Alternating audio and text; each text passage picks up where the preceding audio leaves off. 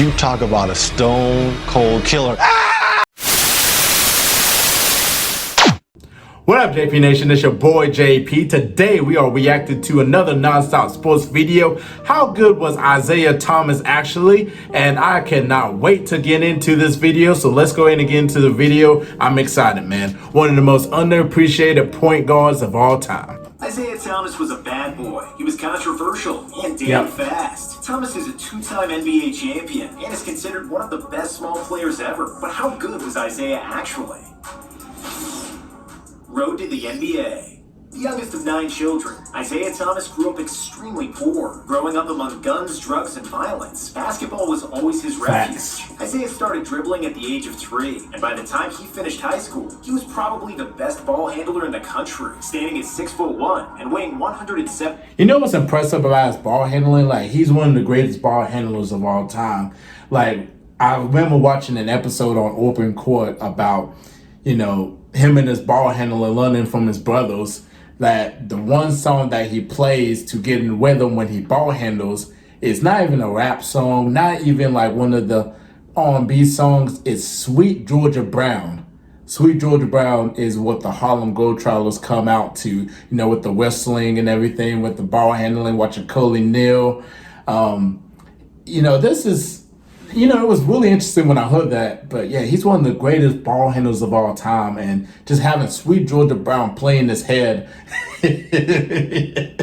it's just awesome. It's just an amazing, like, you know, thing that I just never knew, you know, how he got in the rhythm when he ball handles and everything. So I thought it was really cool. Let me go and get back to the video. 70 pounds. Isiah was the smallest player on every team, but due to his dribbling speed and toughness, he was able to lead his high school to a state title game as a junior. And in 1979, he was a member of the winning United States team at the Pan American Games. Indiana Hoosiers were one of the best and most famous basketball programs in the country. The hard-nosed point guard from Chicago impressed their head coach, Bobby Knight. So he gave Thomas a scholarship and a starting spot as a freshman, averaging 14 points and 5 assists per game. That's good for a freshman. Isiah became a captain, and Coach Knight gave him more freedom offensively. Thomas improved his averages to 16 points and 6 assists, with a phenomenal 55% shooting percentage. He was far from a great outside shooter, but he was nearly unstoppable driving to the basket. Isiah dominated and led the Hoosiers to the 1981 NCAA title, earning the award for the most outstanding player. After the championship, Thomas decided to skip his final 2 years of college and declare for the 1981 NBA draft, where he was selected 2nd overall by the Detroit Pistons. Immediate All-Star.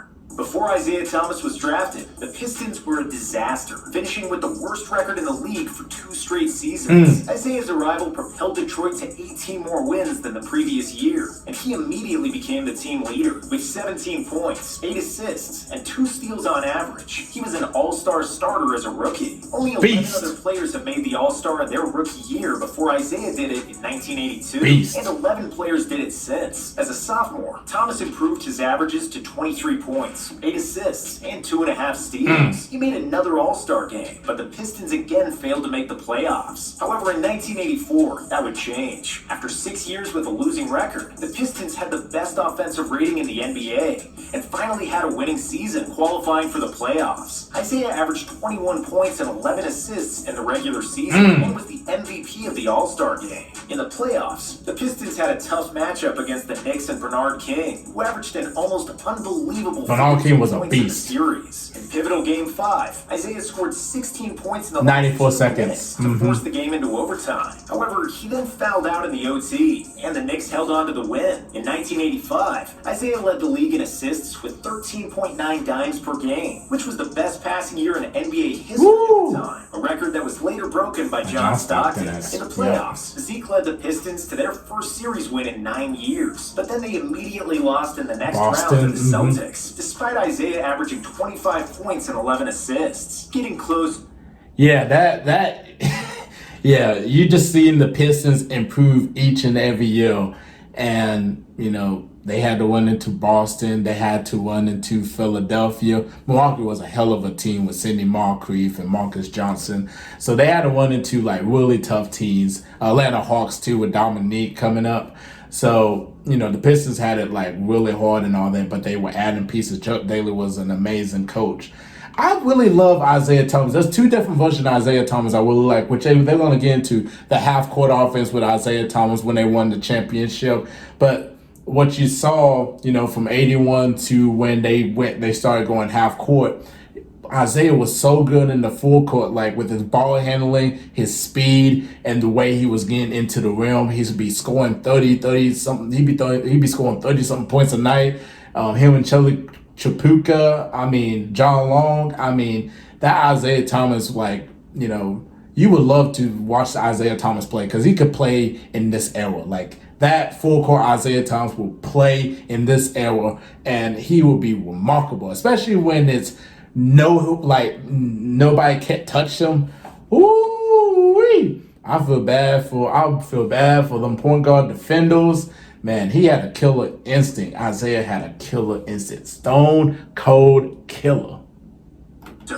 1986 was business as usual for Isiah Thomas. He averaged 21 and 11 in the regular season. He was again named the MVP of the All-Star game, but the Pistons failed to go deep in the playoffs, losing in the first round to Dominique Wilkins' Hawks. Ultra-competitive Isiah hated losing more than anything, and he demanded the team officials to bring in quality players. The Pistons responded by drafting Dennis Rodman and John Sally, and trading for his six-time All-Star Adrian Dantley. With the growth of Joe Dumars, and especially with the addition of Rodman, the Pistons improved their biggest Achilles heel, defense. Detroit won more than 50 games for the first time in 15 years. And even more importantly, they started winning in the playoffs. They swept the Bullets and defeated the Hawks 4-1 to advance to the Eastern Finals against Boston. The series was tied after 4 games, and Game 5 will be forever remembered as one of the worst mistakes of Isiah's career. Detroit had a 1-point lead and the ball with 5 seconds to go, and they only had to keep possession to win. Bird steals the ball! Bounded the ball.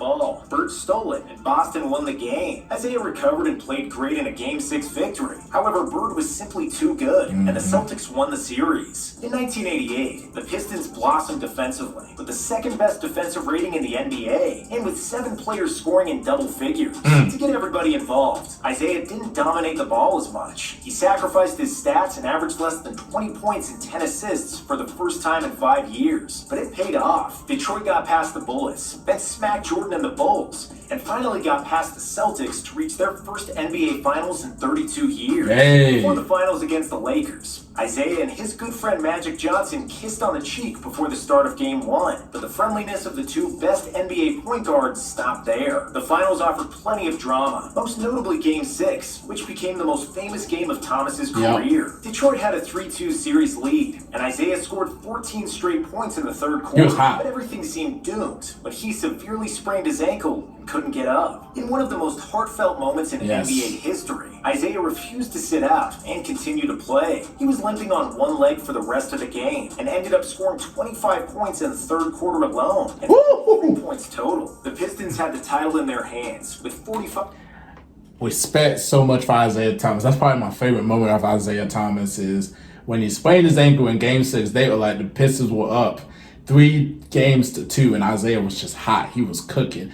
And then severely sprained his ankle and then scored 25 points to get the 43 points in Game 6. Like, just kicked their ass with one leg. Man, props to Isiah Thomas. Props to Isiah Thomas. That's probably one of the greatest performances I've ever seen an NBA player do in the finals, is just kicking ass with one leg and just scoring that basketball against a really good Lakers team. And mind you, this is the 80s, so props to Isiah Thomas. 5 seconds to go, but they couldn't hold on to the lead, losing 103-102. Tough Game loss. 7 was just as close, but with Isiah not at full strength, the Lakers won the game and the title. Isiah was devastated, crying as he was leaving the floor. Bad boys.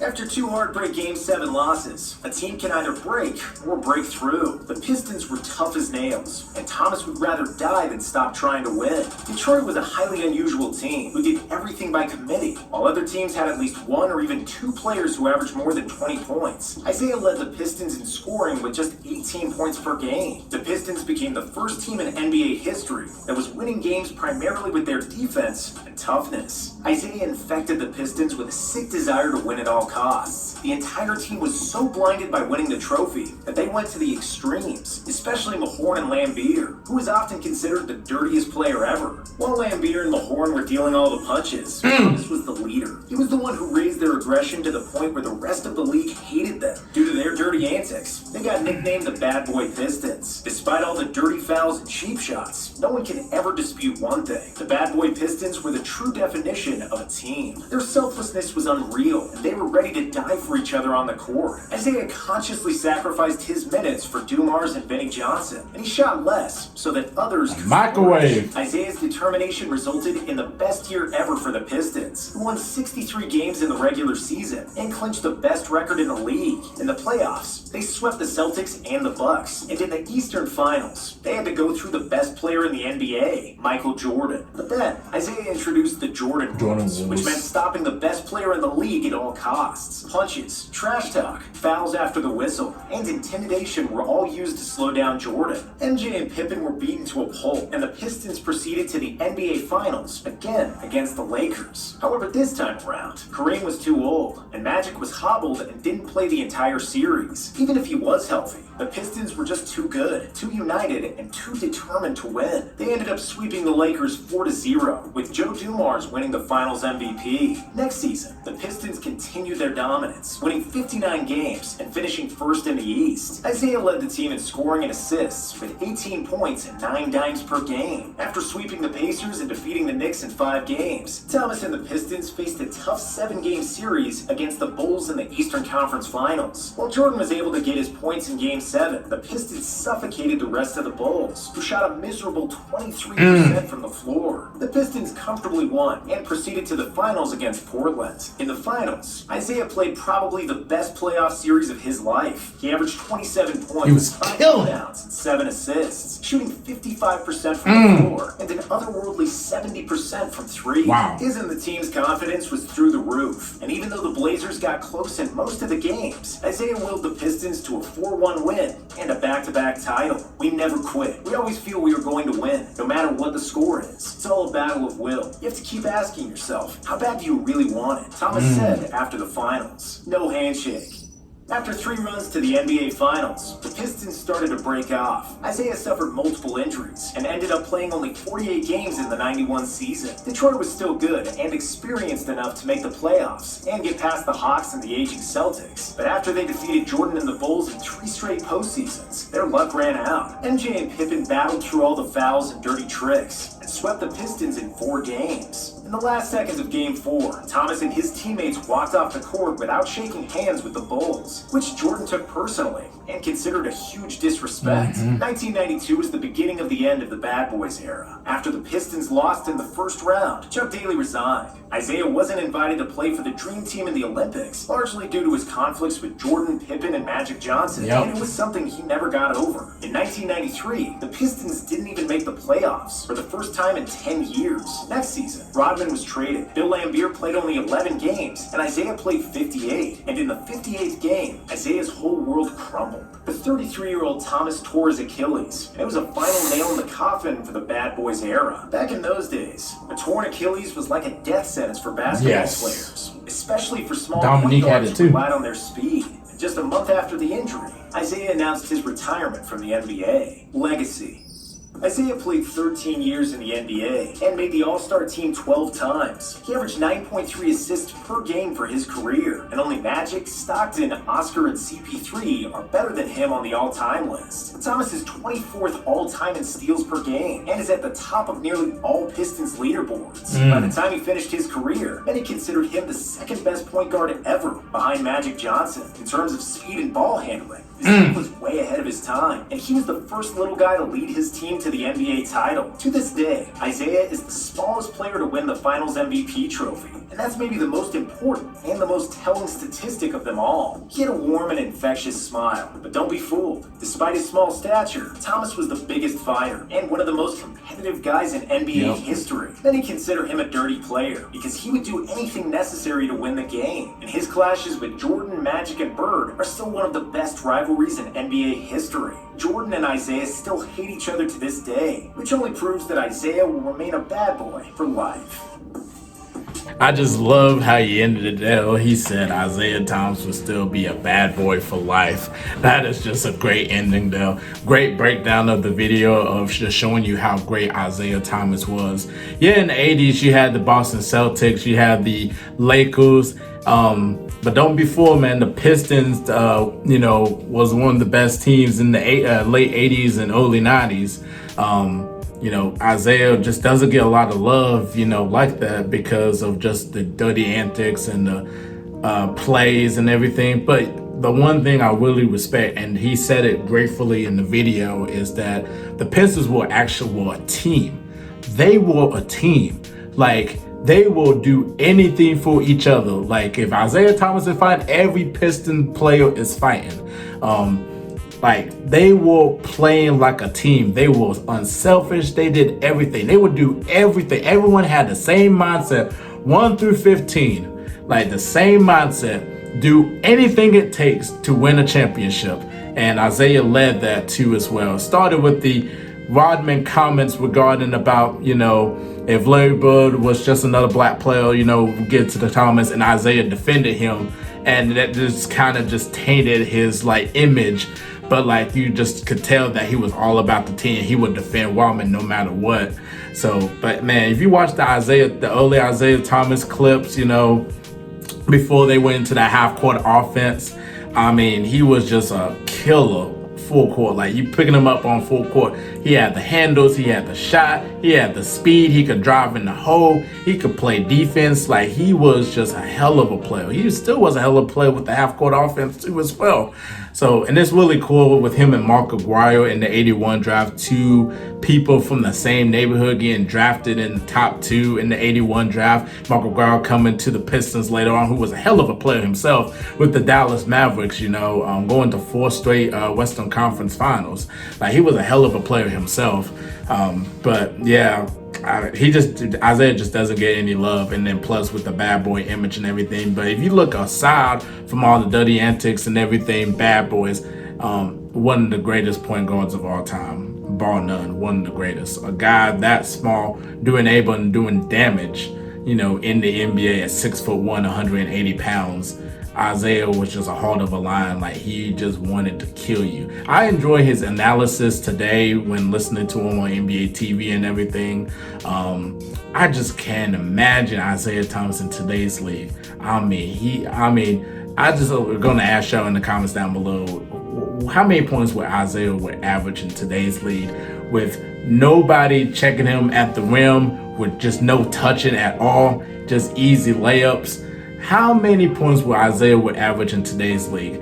Please comment down below, and to comment down below your favorite Isiah Thomas game, your favorite moment. How great was he actually? What do you rank him as in the top players of all time, top point guards of all time? Please comment down below. Definitely subscribe to ItzJustJP for more basketball content if you love basketball. Thank you so much for 1,600 subscribers. Thank you so much for 10K views on my last video about Giannis being the best player in the world and why is that. Thank you all so much. And I did want to mention one thing. It's a travesty that Isiah Thomas didn't make the original Dream Team, which everyone knew he should have been on the original Dream Team, but because of what he said, the conference with Pippen, Jordan, and Magic, he did not became part of the Dream Team. So it's still a tragedy to this day, but it's all over and done with and everything. So, but yes, definitely comment down below and click the notification bell. You will know when my next upload is. I'm JP, and we'll see you later. Peace.